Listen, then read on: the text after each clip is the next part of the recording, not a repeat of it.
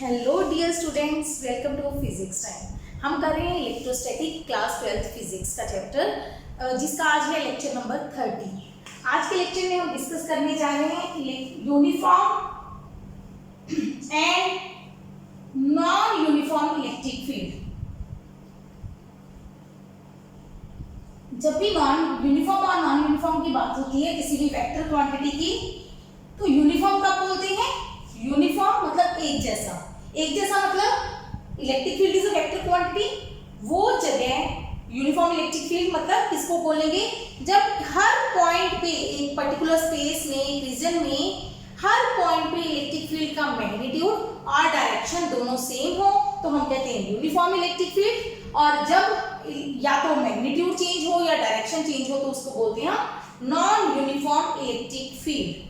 ठीक है, last lecture में ध्यान हो तो हमने इलेक्ट्रिक फील्ड लाइंस पढ़ा था। लाइंस मतलब इलेक्ट्रिक फील्ड की डायरेक्शन बताती हैं और जो क्राउडिंग ऑफ लाइंस है वो मैग्नीट्यूड बताता है। वैसे इसकी इसमें जरूरत नहीं है, मैं समझाती हूँ आपको क्या है। जब यूनिफॉर्म इलेक्ट्रिक फील्ड की बात आती है, यूनिफॉर्म मतलब क्या है, क्या बोला हमने अभी? When the magnitude and direction of, direction DIR लिखते हो समझ आता है ना ये चीज।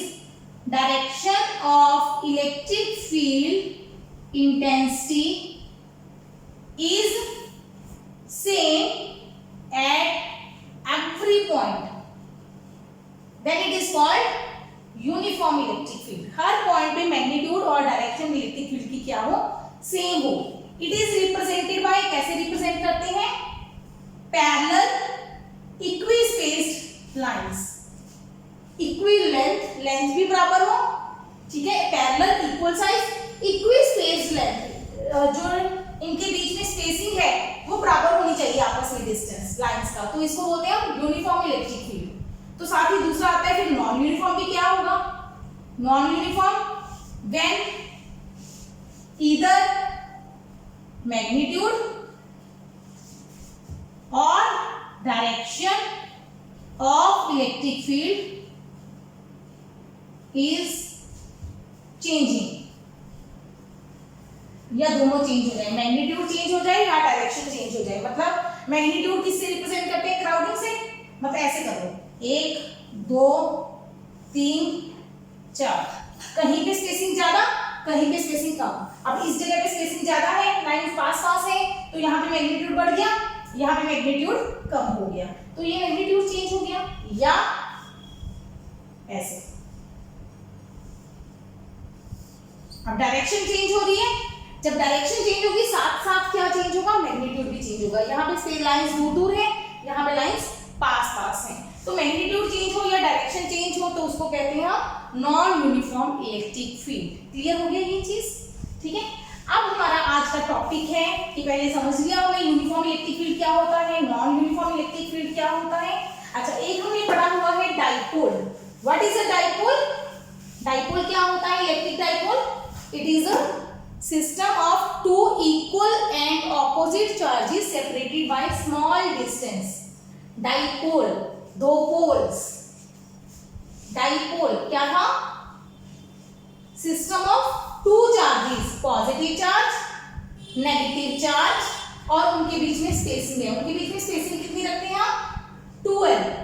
2L क्यों रखते हैं? क्योंकि जो डिस्टेंस है हम सेंटर से मेजर करते हैं, तो सेंटर से एक तरफ भी L हो जाएगा, दूसरी तरफ भी L। अगर हम टोटल L लेते हैं तो हाफ ऑफ करना पड़ेगा, बार बार L/2 लिखना पड़ेगा। इसलिए हमने सॉल्व कर दिया प्रॉब्लम इजी। 2L ले ली टोटल लेंथ, तो हाफ लेंथ LL हो जाती है। ठीक है, तो इसकी एक होती है डाइपोल मोमेंट।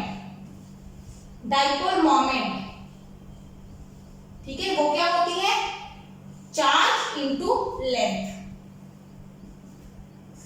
चार्ज को, कोई भी एक चार्ज ले लो पॉजिटिव नेगेटिव में से, उसको लेंथ से मल्टीप्लाई कर दो तो क्या बन जाती है हमारी? Dipole moment. It is a vector quantity. तो हम L पे वेक्टर लगा देते हैं क्योंकि L को हम बोल देते हैं फिर डिस्प्लेसमेंट। वैसे L लेंथ है, लेंथ स्केलर होती है, पर यहाँ पे L को हम डिस्प्लेसमेंट बोल देते हैं। और इसकी डायरेक्शन क्या होती है? ये जरूरी चीजें हैं, ये रिमाइंड करवा दो सारी। डायरेक्शन होती है नेगेटिव टू पॉजिटिव चार्ज। ठीक है, ये हो गया हमारा डाइपोल। ये डाइपोल का कॉन्सेप्ट क्लियर हो गया? सारी पहले रिविजन करवाऊंगी, फिर आज का टॉपिक स्टार्ट करेंगे। डाइपोल के कारण हमने अलग अलग पॉइंट पे electric field intensity find out की थी, ठीक है। Eight axial line, axial line होती है जो सेंटर से पास कर रही है, ये वाली लाइन एक्सियल पॉइंट पे इलेक्ट्रिक फील्ड, फिर इक्वेटोरियल लाइन पे इस पॉइंट पे इलेक्ट्रिक फील्ड, फिर कहा था at any point electric field, वो हम कर चुके हैं। इस टॉपिक में सिर्फ इतना ही पढ़ेंगे। अच्छा, अब थोड़ी सी रिवीजन करते हैं क्लास 11th की। क्लास 11th की थोड़ी सी रिवीजन करते हैं। कौन सी रिवीजन करवाती हूँ? इसमें एक चीज होती थी कपल, पता नहीं पढ़ा है कि नहीं पढ़ा? कपल तो होता है ना, जोड़ा, है ना, ये भी चार्जेस का जोड़ा है। कपल किसको बोलते हैं? टू इक्वल एंड ऑपोजिट, वही चीज है ना? नहीं, यहाँ पे फोर्सेस आती हैं। Two equal and opposite forces having different line of action. ये सारी चीजें आज के टॉपिक के लिए इंपॉर्टेंट हैं। Two equal and opposite forces having different line of action. दो फोर्सेस, सोचो, पहले सिंपल समझो ये चीज। मेरे हाथ में एक मार्कर है, आप एक फोर्स इस एंड पे लगा रहे हो, एक फोर्स इस एंड पे। मैं बना के दिखाती हूँ। ये हमारा मार्कर है, बड़ा है ना, बड़ा सा मार्कर, ये उसका कैप है ब्लैक कलर का, वैसे मेरा व्हाइट कलर का ढक्कन है इसका। चलो, एक फोर्स आपने यहाँ लगाई इक्वल, उतनी ही फोर्स इक्वल इधर लगाई, इक्वल एंड ऑपोजिट फोर्सेस, ठीक है। लगा के देखो, खींचो, कैप मत उतारना, बस ऐसे जोर लगाओ, खींचो। क्या हो रहा है? पेन मूव नहीं करेगा ना मूव, ठीक है, क्योंकि हम कहते हैं दोनों फोर्सेस इक्वल एंड ऑपोजिट है। नेट फोर्स हो गई 0, तो बॉडी मूव नहीं करेगी। इसका मतलब हम कहते हैं body is in equilibrium. Body किसमें है? इक्विलिब्रियम में। इस इक्विलिब्रियम को वैसे बेसिकली हम बोलते हैं ट्रांसलेशनल इक्विलिब्रियम, मतलब अपनी पोजीशन से चेंज आगे पीछे नहीं जाएगी, है ना। इक्वल एंड ऑपोजिट फोर्सेस है। लेकिन मैंने कपल लिखा है having different line of action, इसका क्या मतलब है? अब इसी मार्कर को ऐसे ही पकड़े रखो, एक फोर्स लगाओ ऊपर इस एज पे, एक फोर्स लगाओ नीचे। सोचो, इसी मार्कर पे हम इसको मिटा दो, ठीक है। ये चीज समझ आ गई ना, ये नोट कर लिया करो साथ में। अच्छा, अब यही दो पॉइंट्स है, एक फोर्स लगाओ इस तरफ, एक फोर्स लगाओ नीचे। अब सोचो क्या होगा? लगाओ फोर्स, खुद से लगा के देखो, ऐसे ये घूमेगा ना, है ना। ये +1 का काम है सारा। अब हम समझते हैं, मैं आपको सारा इसीलिए समझा रही हूँ ताकि आपको +1 याद है नहीं याद है आपको फर्क ना पड़े। जब हमें इक्वल फोर्सेस हैं, बिल्कुल बराबर लगाई हैं, ऑपोजिट फोर्सेस हैं, तो नेट फोर्स तो इसमें भी 0 है। नेट फोर्स तो 0 है। नेट फोर्स 0 मतलब एक्सेलरेशन 0। एक्सेलरेशन 0 मतलब वेलोसिटी चेंज नहीं होगी। बॉडी रेस्ट पे है तो रेस्ट पे रहेगी। लेकिन ये कौन सा इक्विलिब्रियम है? ट्रांसलेशनल इक्विलिब्रियम, मतलब बॉडी लेंथ वाइज मूव नहीं करेगी, आगे नहीं जाएगी अपनी पोजीशन से, उसी पोजीशन पे रहेगी। बट इनकी एक्शन, लाइन ऑफ एक्शन मतलब वो लाइन जिसके अकॉर्डिंग अलोंग फोर्स है, मतलब ये फोर्स और ये फोर्स, इनकी लाइन सेम नहीं है। पहले वाले केस का डायग्राम दोबारा बना रही हूं, ध्यान दो। ये पहले वाला हमारा मार्कर, ये फोर्स थी, ये फोर्स थी। इसकी लाइन को बढ़ाओ, इसकी लाइन को बढ़ाओ, दोनों एक ही लाइन में है। एक ही लाइन में तो हमारी बॉडी कहीं नहीं जाएगी, वहीं रहेगी। लेकिन इस केस में बॉडी की लाइंस, फोर्सेस की लाइन ऑफ एक्शन डिफरेंट है, अलग अलग लाइंस में फोर्सेस लग रही हैं, तो हमारी बॉडी रोटेट हो रही है, ठीक है। Having different line of action, या इसको ऐसे बोलते हैं टू इक्वल ऑपोजिट, ठीक है, equal opposite and parallel forces. Parallel भी बोल देते हैं, दोनों फोर्सेस एक दूसरे के पैरेलल हैं, डायरेक्शन ऑपोजिट है बट पैरेलल है, ठीक है। Two equal and opposite forces having different line of action form a couple, उसको हम क्या बोलते हैं? कपल। जब दो फोर्सेस आ जाए इक्वल ऑपोजिट, उनकी एक्शन लाइन डिफरेंट हो, तो वो क्या बनते हैं? एक कपल बनते हैं। इस कपल की एक मोमेंट हो, जब भी कोई बॉडी रोटेट करे तो क्या लगती है? रोटेशनल फोर्स होती है, जिसका नाम होता है टॉर्क। मतलब जब बॉडी रोटेट करती है तो उसपे क्या लगती है? टॉर्क चाहिए होती है घूमने के लिए, है ना। तो वो टॉर्क का फॉर्मूला क्या है? Torque is equal to moment of force. Moment of force, moment of force actually ये बॉडी जब घूमेगी, सोचो, इमेजिन करो ये घूमेगी, तो सेंटर इसका फिक्स रहेगा, सेंटर ऑफ मास के अबाउट घूमती है।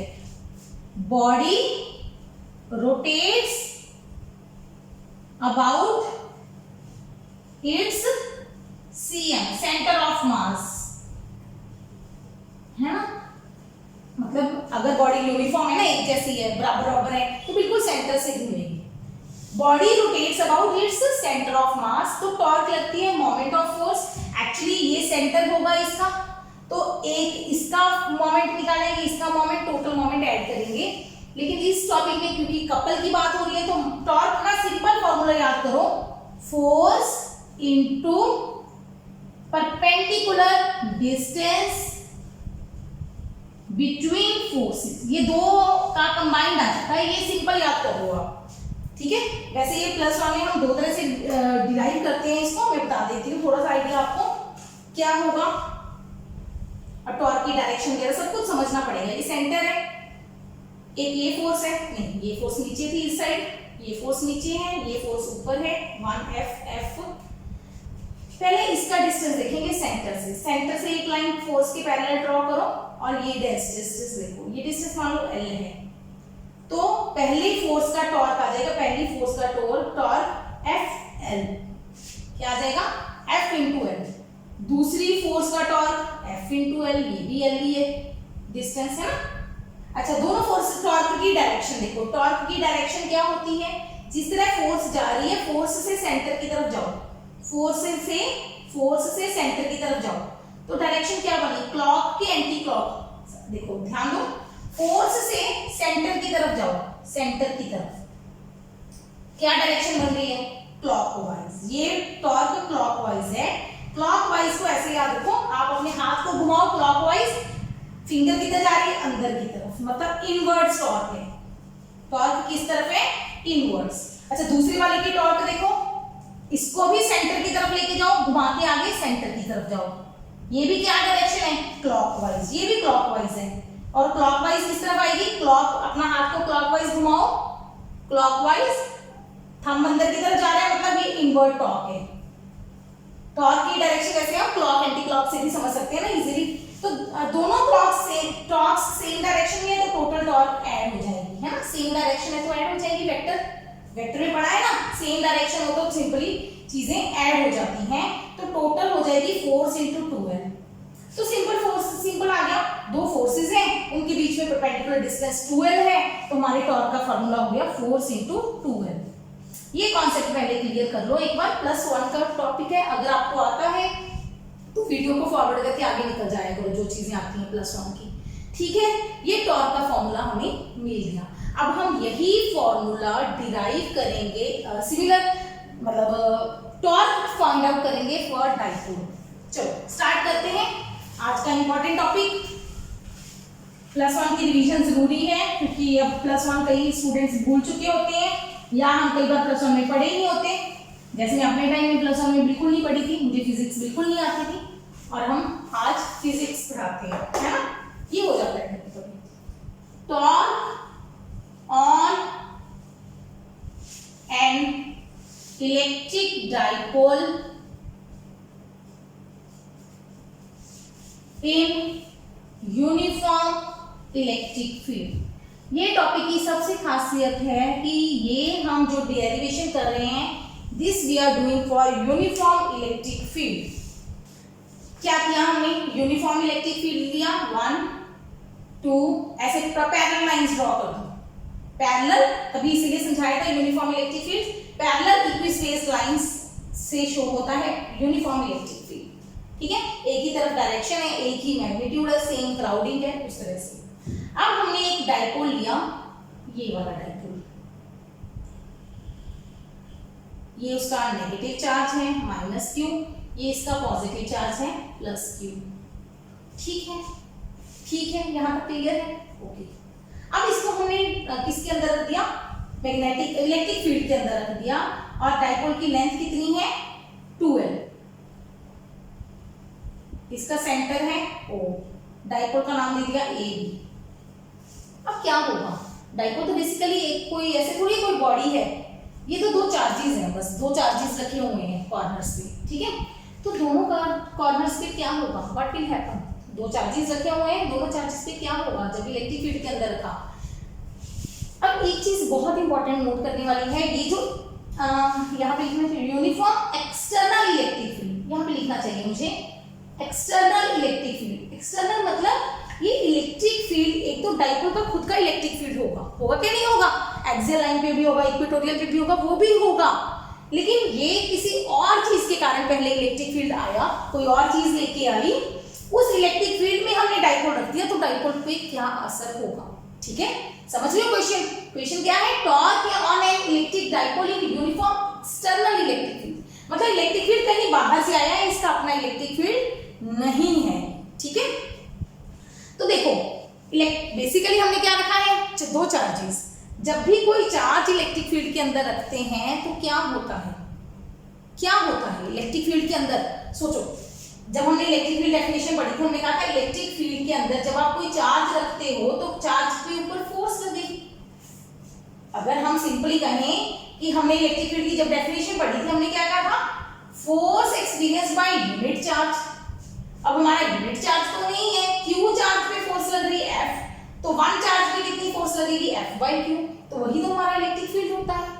तो इसका मतलब अगर कोई, सिंपली लिखो यहाँ पे, if we place a charge in electric field, अगर हम कोई चार्ज इलेक्ट्रिक फील्ड में रखते हैं, then the force on it is given by, तो फोर्स कितनी होती है, Q into E, charge into electric field. Charge को इलेक्ट्रिक फील्ड से मल्टीप्लाई कर दो तो निकल जाती है फोर्स, फोर्स को चार्ज से डिवाइड कर दो तो निकल जाता है इलेक्ट्रिक फील्ड। क्लियर हो गया। If we place a charge in electric field तो उस पे कितनी फोर्स लगती है, QE।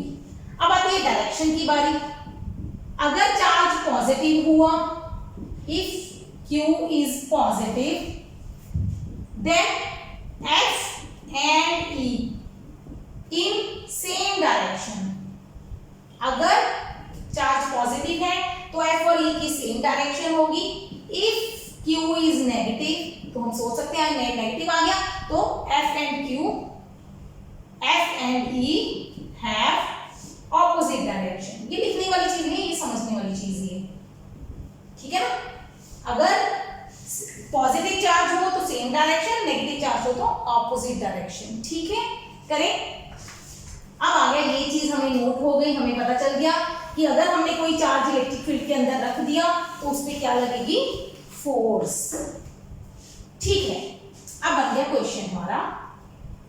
अब बी पॉइंट पे फोर्स लगेगी, force on plus Q charge, कितनी फोर्स लगेगी, F1 कह दे या FA कह दे, A पॉइंट पे चार्ज है, FA कितनी लगेगी, Q into E along AM, A से M की तरफ डायरेक्शन बनानी है। सॉरी, प्लस Q चार्ज मेरा B पे है, तो ये चार्ज फोर्स B पे लगेगी अलॉन्ग BM, ऐसे कुछ नाम दे देते हैं, B से M की तरफ। ठीक है, ये M पॉइंट है, ये FA FB है, कुछ गड़बड़ हो गई। ठीक है, ये क्लियर है। इस तरफ फोर्स लगेगी, Q पॉजिटिव था तो पॉजिटिव चार्ज पे जो फोर्स लगेगी इलेक्ट्रिक फील्ड की डायरेक्शन में ही लगेगी। अच्छा, दूसरा चार्ज हमारा कौन सा है, नेगेटिव चार्ज है। Force on minus Q charge, minus Q पे कितनी फोर्स लगेगी, FA minus QE, charge negative है, डायरेक्शन इलेक्ट्रिक फील्ड के ऑपोजिट हो जाएगी। A से किसकी तरफ, M की तरफ लगा लो, इधर नाम दे देना N, नाम ना भी दोगे तो भी चल जाएगा, FA ना भी चलोगे तो मतलब चल जाएगा। ठीक है, इलेक्ट्रिक फील्ड इस तरफ है, ऑपोजिट फोर्स लगेगी नेगेटिव चार्ज पे। ठीक है, ओके।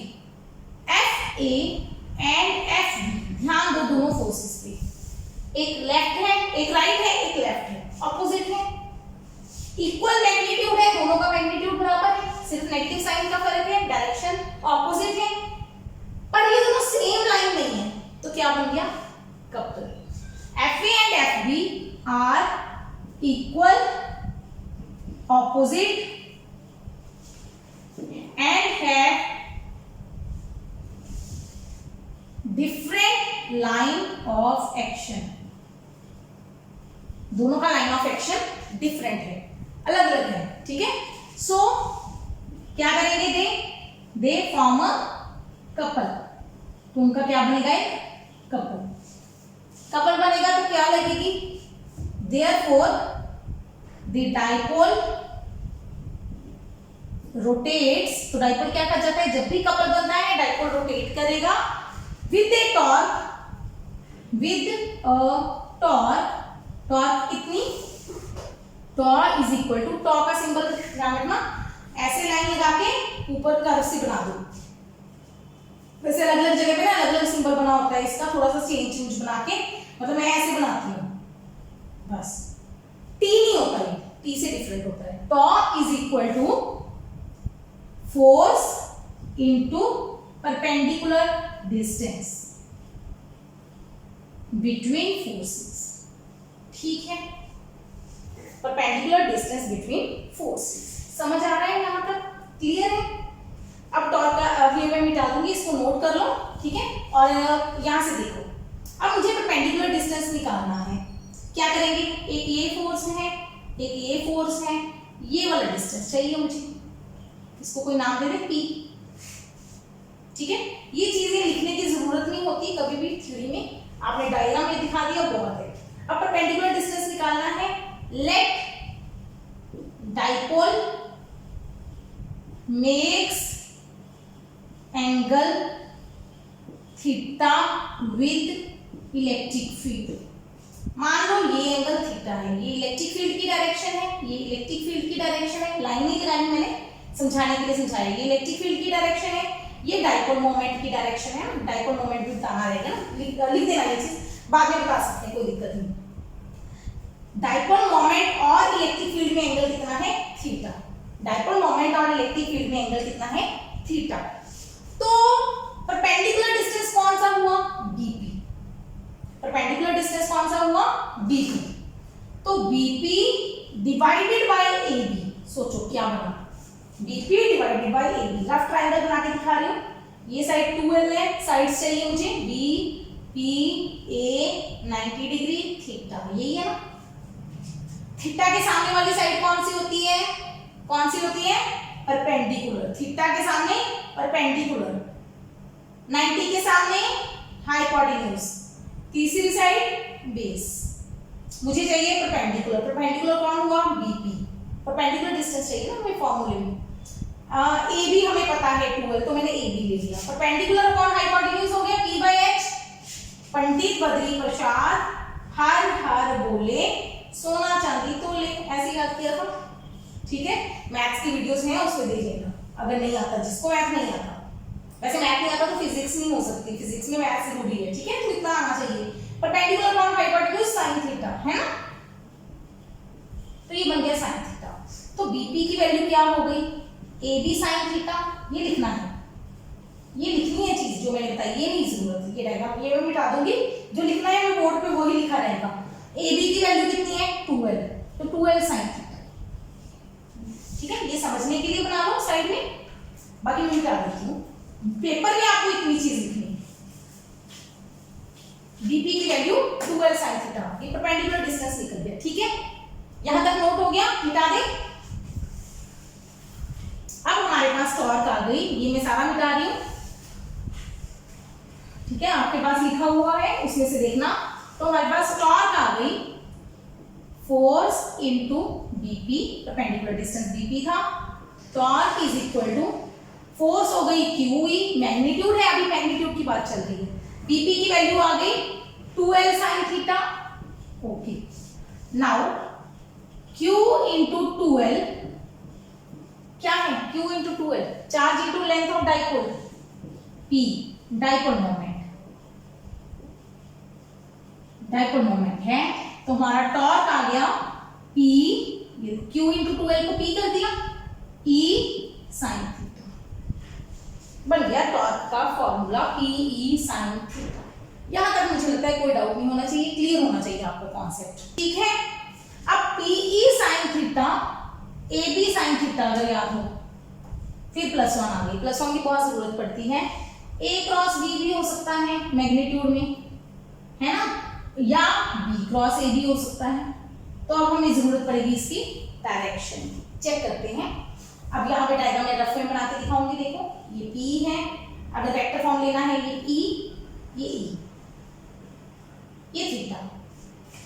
पी क्रॉस ई की डायरेक्शन निकालो जरा। पी क्रॉस ई, पी क्रॉस ई, पी से ई की तरफ, पी से ई की तरफ कौन सी डायरेक्शन बन रही है? पी से ई। याद है? स्क्रू रखो, स्क्रू रखो, पेच रखा, स्क्रू रखा, नट है ना, घुमाया, पी से ई की तरफ। अंदर जाएगा कि बाहर जाएगा? अंदर जाएगा। इनवर्स, पी क्रॉस ई इनवर्स है ना। ये रफ के लिए है, समझने के लिए। अच्छा ई क्रॉस बी, ई क्रॉस पी, ई से पी की तरफ, ई से पी की तरफ बाहर है, आउटवर्ड है। एंटी क्लॉक क्लॉक भी देख लो, दोनों ही लिख देती हूं मैं। पी से ई जा रहे हैं, पी से ई जा रहे हैं, क्लॉक है। ई से पी जा रहे हैं, एंटी क्लॉक है। ये क्लियर है ना। ये तो हो गया हमारा पी क्रॉस ई या ई क्रॉस पी, दोनों में से कौन सा लेना है। अब हम टॉर्क की भी डायरेक्शन देख रहे हैं। टॉर्क जाएंगे फोर्स से सेंटर की तरफ। ये फोर्स है, ये सेंटर है। फोर्स से सेंटर की तरफ, पहली फोर्स से, फिर दूसरी फोर्स से सेंटर की तरफ। दोनों फोर्सेस क्या जा रही हैं? दोनों फोर्सेस सेम जाएंगी कपल में। या आप एक फोर्स से दूसरी फोर्स की तरफ भी घुमा सकते हो, सर्कल बनाओ। ये एक फोर्स है, ये दूसरी फोर्स है। पहली फोर्स से दूसरी फोर्स की तरफ या दूसरी से पहली की तरफ जाओ, ऐसे घुमाओ। सर्कल बनना चाहिए। सर्कल क्या है? क्लॉकवाइज। तुम्हारी टॉर्क भी क्लॉकवाइज है, क्लॉकवाइज होती है। क्लॉकवाइज घुमाओ अपने हाथ को, थंब अंदर जा रहा है, इनवर्स होती है। क्लॉकवाइज इनवर्स आई, ठीक है। क्लॉकवाइज या इनवर्स आ गई। इनवर्स कौन है? पी क्रॉस ई। तो इसका मतलब हम टॉर्क को क्या लिखेंगे? पी क्रॉस ई, ठीक है, इन वेक्टर फॉर्म। बस ये हमने सिर्फ समझना था, ये लिखना नहीं है। पेपर में हमें सिर्फ इतनी चीज लिखनी है, ये बना के देखनी पड़ेगी आपको। देखो अगर मैं 4 चीज उल्टा लिख देती तो डायरेक्शन उल्टा हो जाती, पर ये फॉर्मूला हमेशा पी क्रॉस ई बनेगा। ये मत कंफ्यूज होना कि अगर मैंने डायपोल नेगेटिव इधर रखा है, पॉजिटिव इधर, उल्टा लिखती। मान लो पेपर में आप भूल गए, कोई रट्टा नहीं है, ये प्लस क्यू है, ये माइनस क्यू है। अब आपकी ये फोर्स इधर लगेगी, ये फोर्स इधर लगेगी, तो आपकी डायरेक्शन क्या हो गई? Anti clockwise. एंटी क्लॉकवाइज मतलब बाहर आ गई। कौन बाहर आ गई? टॉर्क। टॉर्क आउटवर्ड आ गई। अच्छा ये हमारा इलेक्ट्रिक फील्ड है, डाइपोल मोमेंट ये है पी नीचे की तरफ। अब देखो ये भी आउटवर्ड है, पी क्रॉस ई, पी से ई, ये भी एंटी क्लॉकवाइज है। तो जो टॉर्क की डायरेक्शन बनेगी वही पी क्रॉस ई की डायरेक्शन बनेगी। इसलिए हमारे टॉर्क और पी क्रॉस ई हमेशा क्या होंगे? बराबर। ये चेक कर सकते हो आप अपने आप, ठीक है, इन वेक्टर फॉर्म। पेपर के लिए इतना ही लिखना है हमें, समझा के दिखाने की कोई जरूरत नहीं। डायरेक्शन बता दो। डायरेक्शन इज क्या बनी थी? पी क्रॉस ई इनवर्स या कह लो perpendicular to plane of, paper पे लिखोगे, पेपर कागज होगा आपका, perpendicular to plane of paper, directed, direction क्या है? इनवर्स, अंदर की तरफ।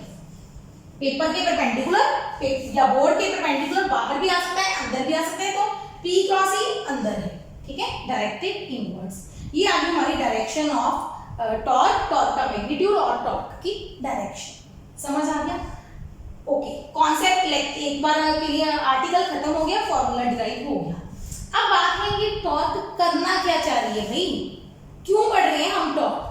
क्योंकि ये टॉर्क हमारे डाइपोल को घुमाएगी, डाइपोल घूमेगा तो क्या होगा? डाइपोल घूमेगा तो डाइपोल मोमेंट और इलेक्ट्रिक फील्ड की डायरेक्शन क्या हो जाएगी? सेम, ठीक है। समझाते हैं इस चीज को। अभी तो ये लिख लिया ना। अब देखो, अब हम टॉर्क की वैल्यूज कैलकुलेट करेंगे, मैक्सिमम एंड मिनिमम। क्वेश्चन है, क्वेश्चन कह लो या इसके स्पेशल केसेस कर लो, स्पेशल केसेस। व्हेन नहीं, simple, torque is maximum when, torque maximum कब होगी? जब पीई साइन थीटा मैक्सिमम होगा। पीई साइन थीटा मैक्सिमम कब होगा? जब साइन थीटा मैक्सिमम होगा। साइन थीटा मैक्सिमम कब होगा?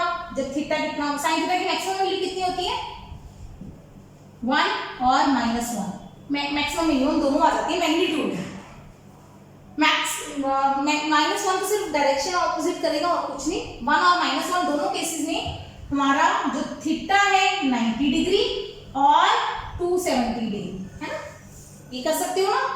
साइन थीटा 1 कब होता है 90 पे, ये याद है। -1 कब होगा 90 के ऑपोजिट, ये होता है ना 0, 90, 180, 270। अगर आपको 90 की वैल्यू याद है 270 की उसका नेगेटिव होगी, 0 की याद है तो 180 की उसकी नेगेटिव वैल्यू होगी, किसी भी sign cos tan cosecant secant cot किसी की भी। ठीक है जी, क्लियर हो गया। थीटा 90 या 270 होगा तो हमारी टॉर्क क्या लगेगी डाइपोल पे, मैक्सिमम टॉर्क लगेगी, मतलब मैक्सिमम स्पीड से वो घूमेगा। ठीक है, अच्छा फर्स्ट केस हो गया। Second case, torque is minimum when, torque की मिनिमम वैल्यू क्या होगी, मैग्नीट्यूड में मिनिमम होती है, ये मैग्नीट्यूड है, तो टॉर्क की मिनिमम वैल्यू क्या होगी फिर 0, तो P sin theta 0, sin theta 0, sin theta 0 का मतलब थीटा कितना होगा, sin 0 0 होता है, sin 180 भी 0 होता है, तो थीटा विल बी 0 डिग्री और 180 डिग्री। ठीक है, ये समझ आ गया, ये यहां तक पेपर में लिख दो, बहुत है, खत्म हो गया, ये यहाँ पे आपका आर्टिकल खत्म हो गया। ठीक है, बोर्ड एग्जाम के लिए इतना आप सॉल्व करके आओगे। अब हम इसे आगे का कॉन्सेप्ट समझते हैं, कंसेप्चुअल क्वेश्चन या न्यूमेरिकल सॉल्व करने के लिए क्या करेंगे। ठीक है, ये नोट कर लो एक बार। अब हमने पढ़ा कि अगर हमारा थीटा 0 डिग्री हो या थीटा 180 डिग्री हो, थीटा क्या है, what is theta, angle between P vector and E vector. Dipole moment और इलेक्ट्रिक फील्ड में एंगल हमारा थीटा है। थीटा 0 हो तो भी टॉर्क 0, थीटा 180 हो तो भी टॉर्क 0। चलिए देखिए, 0 फोर्स का मतलब क्या है, नेट फोर्स 0। ये तो डाइपोल में जब भी यूनिफॉर्म फील्ड में रखेंगे नेट फोर्स 0 आएगी, क्योंकि कपल बन रहा है, इक्वल एंड ऑपोजिट फोर्सेस है, तो नेट फोर्स क्या बनेगी 0। नेट फोर्स 0 का मतलब ट्रांसलेशनल इक्विलिब्रियम, मतलब हमारी बॉडी किसमें होगी, ट्रांसलेशनल इक्विलिब्रियम में। कौन सी body, dipole. Electric dipole will always be in translational equilibrium when it is placed in uniform external electric field। Uniform, जब भी इसको यूनिफॉर्म फील्ड में रखेंगे तो हमारी नेट फोर्स क्या लगेगी 0, इसका मतलब बॉडी किसमें होगी, ट्रांसलेशनल इक्विलिब्रियम। ठीक है, ये एमसीक्यू के क्वेश्चन आ जाते हैं। अगर यूनिफॉर्म फील्ड है तो ट्रांसलेशनल इक्विलिब्रियम आएगा, net force will be always 0, कोई भी फोर्स नहीं लगेगी, क्योंकि इक्वल एंड ऑपोजिट फोर्सेस लगेंगी, क्योंकि इक्वल एंड ऑपोजिट चार्जेस हैं। ठीक है, अब आता है, हमने पढ़ा कि व्हेन थीटा इज 0 डिग्री और थीटा इज 180 डिग्री, तो हमारे दोनों केसेस में टॉर्क क्या आ रही है 0। टॉर्क 0 का मतलब होता है, टॉर्क 0 का मतलब होता है रोटेशनल इक्विलिब्रियम। कौन सा इक्विलिब्रियम, रोटेशनल इक्विलिब्रियम, मतलब तब हमारी बॉडी, क्योंकि टॉर्क नहीं लग रही तो बॉडी रोटेट नहीं करेगी, वो किस में रहेगी, इक्विलिब्रियम में। ध्यान रखना, नेट फोर्स 0 तो ट्रांसलेशनल इक्विलिब्रियम। अभी तक जब भी हमने इक्विलिब्रियम की बात की थी फोर्सेस में या इलेक्ट्रिक फील्ड में, वो कौन से इक्विलिब्रियम की बात हो रही थी, ट्रांसलेशनल की, क्योंकि वहां पे सिंगल चार्जेस थे। सिंगल चार्ज पे फोर्स लगा रहे हैं तो सिंगल चार्ज सिर्फ मूव करेगा, रोटेट नहीं कर रहा था। ठीक है, एक ही लाइन में थे वो सारी चीजें। वहां पे हमने कपल का कॉन्सेप्ट ही डिस्कस नहीं किया, क्योंकि था ही नहीं, दो फोर्सेस आ ही नहीं रही थी। या ये कह लो हमने ऐसे किया था, कुछ ध्यान हो, एक चार्ज यहाँ पे रखा था +q, एक चार्ज यहाँ पे रखा था +4q। हमने कहा था कहाँ पे इक्विलिब्रियम पोजीशन आएगी, है ना, तो हम बीच में रख रहे थे चार्ज। मान लो यहाँ पे हमने कैपिटल Q चार्ज रखा, ये चार्ज ने फोर्स लगाई इधर, ये चार्ज ने फोर्स लगाई इधर, दोनों फोर्सेस के लाइन ऑफ एक्शन सेम थे, तो सिर्फ ट्रांसलेशनल इक्विलिब्रियम की बात होगी। क्योंकि ऑपोजिट लाइंस आई नहीं थी, पैरेलल लाइंस आई नहीं थी, तो रोटेशन की बात ही नहीं हुई। यहाँ पे रोटेशन की बात आ रही है, तो थीटा 0 या थीटा 180 में हमारे पास कौन सी इक्विलिब्रियम है, रोटेशनल इक्विलिब्रियम। सोचो, बनाते हैं डायग्राम, ये है, यहाँ पे डाइपोल रखा, 0 केस में क्या होगा, P और E की डायरेक्शन सेम होनी चाहिए, P और E, मतलब यहाँ पे P भी इस तरफ होना चाहिए, मतलब यहाँ पे नेगेटिव चार्ज होगा, यहाँ पे पॉजिटिव चार्ज होगा। क्लियर है? अच्छा, 180 वाला डायग्राम भी बना दें। E हमारा सेम है, इक्विस्पेस्ड पैरेलल लाइंस, इक्विडिस्टेंट होनी चाहिए लाइंस। थोड़ा सा डायग्राम हो सकता है आपको वहां से देखने में पता लगे कि छोटा बड़ा है, देख लेना। अच्छा यहाँ पे फिर मुझे 180 चाहिए, मतलब P इधर चाहिए, P ऑपोजिट साइड चाहिए, तो यहाँ पे प्लस Q, यहाँ पे माइनस Q, इस तरह से होगा। समझ आए? ये 0 डिग्री का केस है, ये 180 का केस है, ठीक है। अच्छा अब क्वेश्चन क्या है हमारा? अब हमारा क्वेश्चन है बीच इक्विलिब्रियम। इक्विलिब्रियम दो तरह का होता है ना, स्टेबल और अनस्टेबल, याद है? उसमें भी पढ़ाया था। एक स्टेबल कौन सा है, अनस्टेबल कौन सा, कैसे चेक करेंगे? स्टेबिलिटी ऑफ इक्विलिब्रियम या अनस्टेबिलिटी कैसे चेक करते हैं? हम कहते हैं कि उस चीज को अपनी इक्विलिब्रियम पोजीशन से थोड़ा सा मूव करो। चार्जेस के केस में हमने किया था कि ये प्लस Q, ये प्लस 4Q, यहाँ पे हमने रखा है चार्ज को, है ना, इसको यहाँ से थोड़ा सा हिट लाया, थोड़ा सा हिलाया अपनी पोजीशन से, तो क्या होगा? जिस तरफ हमने हिला दिया उस तरफ की फोर्स बढ़ गई, ये फोर्स बढ़ गई, ये वाली फोर्स कम हो गई, है ना, वो फोर्स बढ़ गई, तो ये वापस अपनी पोजीशन की तरफ जा रहा है। अगर बॉडी अपनी इक्विलिब्रियम पोजीशन की तरफ जाए तो वो होता है स्टेबल, मतलब वो अपनी पोजीशन में खुश थी, आपने उसको सेंटर से थोड़ा सा हिलाया, वो वापस वहीं चलेगी सेंटर की तरफ, सेंटर या अपनी इक्विलिब्रियम पोजीशन की तरफ। उससे थोड़ा सा हिलाओ, हिला के वापस जाए तो वो स्टेबल है, वो खुश है। अगर वो हिला के दूर चली जाए तो वो कौन सा इक्विलिब्रियम होता है? अनस्टेबल इक्विलिब्रियम, ठीक है। पढ़ा था ना, वो चीज इसमें रिपीट करनी है, बस इसमें रोटेशन आएगा और कुछ नहीं। देखो हमने कहा ये दोनों इक्विलिब्रियम पोजीशन है, बिल्कुल है, डाइपोल यहीं खड़ा रहेगा जब तक आप इसको हिलाओगे। अब हम क्या करेंगे? इसको थोड़ा सा मूव करेंगे, इसको भी थोड़ा सा मूव करेंगे, सेम मूव करेंगे, ठीक है। चेक करते हैं क्या होगा, करें इसको मूव। लो अगला डायग्राम नीचे बनाते हैं, इसके डायग्राम को मैंने थोड़ा सा हिलाया, इसके सेंटर से थोड़ा सा हिलाया, थोड़ा सा टेढ़ा कर दिया, प्लस Q और माइनस Q, बिल्कुल इसको भी ऐसे ही थोड़ा सा हिला दिया। हमारा मार्कर बहुत बार धोखा दे जाता है हमें। क्या होगा? दोनों केसेस में कंपेयर करेंगे, ये माइनस Q, ये प्लस Q, है ना, सेम रोटेशन, मैंने थोड़ा सा हिलाया। इसमें फोर्स किस तरफ लगेगी? पॉजिटिव पे इस तरफ, नेगेटिव पे इस तरफ। पहले देखो, पहले क्या हो रहा था? ये नेगेटिव पे इस तरफ, पॉजिटिव पे इस तरफ, इक्वल एंड ऑपोजिट फोर्सेस। इस केस में क्या हो रहा है? पॉजिटिव में E की डायरेक्शन में, नेगेटिव में E, ये दोनों equal and opposite same line में आ गई, तो फोर्स 0, टॉर्क 0। इसमें भी फोर्स 0, टॉर्क भी 0, क्योंकि सेम लाइन आ गई। टॉर्क कब लगती है? जब लाइंस अलग अलग हों दोनों फोर्सेस की, ठीक है। अब मैंने थोड़ा सा हिलाया सेंटर से, तो फोर्सेस की मतलब पैरेलल बन गई। अब क्या होगा? टॉर्क लगेगी, टॉर्क कौन सी लगेगी? क्लॉकवाइज, मतलब ये वापस इसी डायरेक्शन में आएगा, घूमेगा। मतलब मैं नीचे से ऊपर लेके गई थी, ऐसे लेके गई थी मैं, ये वापस नीचे आएगा। पॉजिटिव चार्ज को मैं उठाया था ऊपर, वो वापस नीचे आ रहा है ना। अच्छा इस केस में देखो, नेगेटिव चार्ज पे फोर्स किस तरफ लगेगी? इस तरफ, पॉजिटिव पे इस तरफ। अब किस तरफ मूव करेगा? ये इस तरफ। मतलब ये मैंने डाइपोल को ऐसे हिलाया, ये ऐसे आगे आगे घूमने लग जाएगा। सोचो, इमेजिन करो, ये इस तरफ फोर्स लग जाएगा, ये इस तरफ खींचाएगा, इस तरफ खींचो, उस तरफ खींचो। मतलब मैंने पहले ऐसे था, पहले ये नेगेटिव यहाँ था, मैंने ऐसे हिलाया, ये इधर ही आने लग गया, खुश हो गया, ये इस पोजीशन से दूर चला गया, इट इज हैप्पी। तो इसका मतलब ये यहाँ पे खुश नहीं है, पड़ा है, ठीक है। आपने जैसे थोड़ा सा हिलाया, ये इधर घूमने लग गया। इस तरफ क्या हुआ? ये ऐसे पड़ा था, मैंने ऐसे हिलाया, ये कहता नहीं नहीं नहीं नहीं, मेरे को वापस भेजो, मेरे को वापस भेजो, ये नीचे आया, आया ना नीचे। तो इसका मतलब ये वाला इक्विलिब्रियम कौन सा है? स्टेबल। ये वाला इक्विलिब्रियम कौन सा है? अनस्टेबल। यही हमारा टॉपिक था कि कौन सा इक्विलिब्रियम स्टेबल है, कौन सा अनस्टेबल। अनस्टेबल में क्या होगा? वो अपनी पोजीशन में वापस नहीं आएगा, आगे चला जाएगा। आगे जाएगा तो क्या होगा? ये ऐसे जाता जाएगा, यहाँ पे पहुंचा 90 डिग्री। 90 डिग्री पे टॉर्क क्या होती है? मैक्सिमम, बहुत ज्यादा टॉर्क लगेगी, ये फिर फास्ट घूमेगा, घूमेगा घूमेगा घूमेगा घूमेगा, ऐसे आ जाएगा। यहाँ पे आके फिर इक्विलिब्रियम मिल गया इसको। अब क्या होगा? सोचो, ये ऐसे घूमा, ऐसे घूम के क्या हो जाएगा? यहाँ पे माइनस क्यू आ जाएगा, यहाँ पे प्लस क्यू आ जाएगा। माइनस क्यू प्लस क्यू वाला तो यही केस बन गया, फिर से इक्विलिब्रियम आ गया। अब ये कौन सा इक्विलिब्रियम है? स्टेबल। अब कहेगा मेरे को हिला के दिखाओ आप इसको फिर से हिलाओगे तो ये वापस वहीं पे आ जाएगा। तो ये है स्टेबल अनस्टेबल का रोल। तो क्या है अनस्टेबल स्टेबल में कि हो क्या रहा है इलेक्ट्रिक फील्ड क्या कर रहा है, electric field tries to rotate the dipole,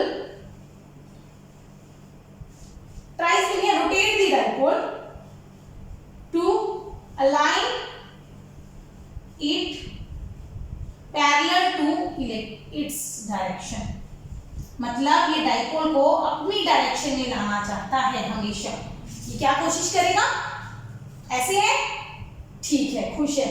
dipole moment और इलेक्ट्रिक फील्ड की डायरेक्शन सेम है, इसमें ऑपोजिट थी, पहले तो नहीं हिला सकता, इसका जोर ही नहीं क्योंकि टॉर्क जीरो है तो नहीं हिलाएगा, लेकिन जैसे ही इसको मौका मिला, आपने थोड़ा सा हिलाया, ये घुमा के अपनी तरफ घुमा लेगा इलेक्ट्रिक फील्ड को, इलेक्ट्रिक फील्ड डाइपोल को अपनी तरफ घुमा लेगा। यही सारी टॉर्क की जो कहानी है वो यही है कि इलेक्ट्रिक फील्ड टॉर्क लगा रहा है, इलेक्ट्रिक फील्ड के कारण टॉर्क लग रही है। क्यों लग रही है, ताकि जो डाइपोल है वो डाइपोल मोमेंट है वो इलेक्ट्रिक फील्ड की डायरेक्शन में बन जाए। समझ आ गई? तो इसी के साथ ये आर्टिकल खत्म होता है और छोटे छोटे से इसके न्यूमेरिकल्स हैं, इजी से कर लें, एक दो न्यूमेरिकल्स के सारा कुछ आ जाएगा इसमें। Dipole of charges plus minus 10 microcoulomb, मतलब कि Q की value 10 microcoulomb. Very important, micro units को चेंज करो ऐसा यूनिट में। माइक्रो सबस्क्रिप्ट है, माइक्रो की वैल्यू होती है 10⁻⁻⁶, ठीक है, माइक्रो मतलब 10⁻⁻⁶। लेंथ ऑफ डाइपोल 2 मिलीमीटर, मतलब ये 2L की वैल्यू है। ध्यान देना, ये L की वैल्यू नहीं है, ये 2L की वैल्यू होती है। लेंथ ऑफ डाइपोल जब बोला है तो वो 2L है, ठीक है। तो वो कितनी है, 2 मिलीमीटर, मतलब 2 × 10⁻³ metre. Next, are placed in electric field of strength, electric field की स्ट्रेंथ 15 न्यूटन पर कूलम। ये चेक कर लेना, ये ऐसे ही होना चाहिए। अच्छा, एक और चीज जो अभी तक हमने डिस्कस नहीं की, कई बार न्यूमेरिकल्स में 15 न्यूटन पर कूलम दिया होता है या दिया होता है 15 V पर m, वोल्ट पर मीटर। ध्यान देना, 1 न्यूटन पर coulomb is always equal to 1 volt पर मीटर। ये दोनों आपस में बराबर ही होती है, दोनों ऐसे यूनिट्स हैं, ठीक है। ये फोर्स के हिसाब से जो अभी तक हम पढ़ चुके हैं, ये पोटेंशियल के हिसाब से ये अगले पार्ट में पढ़ेंगे हम। तो कई बार ना न्यूमेरिकल्स में V/m दिया होता है तो स्टूडेंट कंफ्यूज हो जाते हैं कि ये क्या आ गया, जिन्होंने अभी तक आगे पढ़ाई नहीं की है, ठीक है। तो 15 न्यूटन पर कूलम ये दिया हुआ है। फाइंड टॉर्क, टॉर्क निकालनी है तो टॉर्क क्या होता है, P sin थीटा। ये तो क्लियर है। अच्छा, अब हमें P चाहिए, P क्या होती है, Q × 2L। मैग्नीट्यूड दिए, अभी तो सारे डायरेक्शन का कोई रोल नहीं है अभी तक। लेंथ हो गई 2 × 10⁻⁻3, बस यूनिट्स ही ध्यान रखने हैं। तो टोटल देख लो कितनी होगी, 2 × 10⁻⁸, है ना, यही बना। यूनिट्स क्या होते हैं, कूलम मीटर। ध्यान है, स्मॉल c नहीं लिखना, m पहले नहीं लिखना, कूलम मीटर लिखना है। पहले m क्यों नहीं लिखना, अगर mc लिख दिया तो वो बन गया मिली कूलम, है ना, मिली नहीं बनाना। तो चलो, a का फर्स्ट पार्ट थीटा 0, तो इसका मतलब साइन थीटा, साइन 0 0 होता है, तो टॉर्क क्या होगी, 0, पहला part. Second part sine 30 half होता है, तो हमारी जो टॉर्क की वैल्यू आ जाएगी P × E × sine theta, 2 cancel, 15 × 10⁻⁸। Units क्या होते हैं टॉर्क के, यूनिट्स फोर्स × डिस्टेंस है, न्यूटन मीटर, ये बताना पड़ेगा, newton metre. Third part theta 60 degree, मतलब साइन 60 कितना होता है, √3/2। तो टॉर्क निकालोगे खुद से, 2 कैंसिल हो जाएगा, √3 आ जाएगा, 15 √3 × 10⁻⁸ newton metre. Fourth question, theta 90 degree, sine 90 क्या होता है, 1, है ना। तो टॉर्क की वैल्यू आ जाएगी 15 × 2 30 × 10⁻⁸ न्यूटन। कन्वर्जन बाद की बात है, मतलब 30 का 0 हटा के 3 × 10⁻⁷ कर सकते हैं, ठीक है। तो इस तरह के सिंपल न्यूमेरिकल्स कर लेना। जो बाकी इसके कॉम्प्लिकेटेड न्यूमेरिकल्स हैं, आपके MCQs के क्वेश्चन हैं, वो हम फिर बाद में डिस्कस करेंगे, ठीक है। Keep watching, keep learning, take care.